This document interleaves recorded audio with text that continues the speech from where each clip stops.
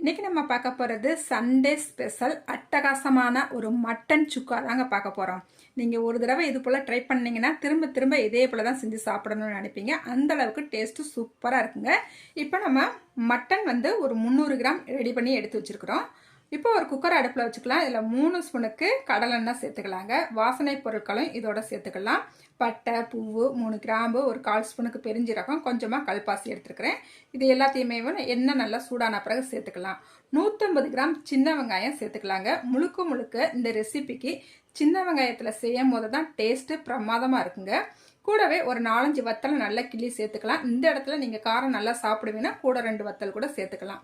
காரத்துக்கு நம்ம வத்தல் மட்டும்தான் இந்த ரெசிபிக்கு சேர்க்க போகிறோம். இப்போ 2 ஸ்பூனுக்கு இஞ்சி பூண்டு விழுது சேர்த்துக்கலாம். வெங்காயம் நல்லா கண்ணாடி பதம் வரணும்.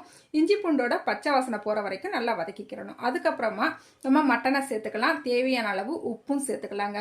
இப்போ நல்லா கலந்து விட்டுக்கலாம். அதுக்கப்புறமா இது கூடவே ஒரு 1/4 ஸ்பூனுக்கு மஞ்சத்தூள் சேர்த்துக்கலாங்க. மஞ்சத்தூள் சேர்த்துட்டு நல்லா கலந்து விட்டுட்டு ஒரு 3 நிமிஷத்துக்கு நல்லா மூடி வச்சிடலாம். மட்டன்ல இருந்து நல்லா தண்ணி வரும் பாருங்க. இந்த அளவுக்கு வந்தா பிறகு மறுபடியும் இது கூடவேவும் சீரகப்பொடி சேர்த்துக்கிற போகிறோம். இந்த சீரகப்பொடி பார்த்தீங்கன்னா 1/4 ஸ்பூன் எடுத்துக்கிறேன். இப்போ 3/4 ஸ்பூன் மட்டும் சேர்த்துக்கலாம். சேர்த்துட்டு நல்லா கலந்து விட்டுட்டு ஒரு 500 ml தண்ணி சேர்த்துக்கலாங்க. மறுபடியும் இதை மூடி வச்சிடலாம். மூடி வச்சு ஒரு 6லேருந்து 7 விசில் விட்டுறலாங்க. நல்லா நம்மளுக்கு மட்டன் சூப்பராக வெந்து வந்துடும். இப்போ பாருங்கள், நம்ம நல்லா 6-7 விசில் விட்டு நல்லா எடுத்துக்கிட்டாச்சு. இன்னும் கொஞ்சம் தண்ணி இருக்குது மட்டனில். இதுவும் நம்மளுக்கு வற்றி வரணும். கறி நல்லா நம்மளுக்கு வெந்துருச்சுங்க.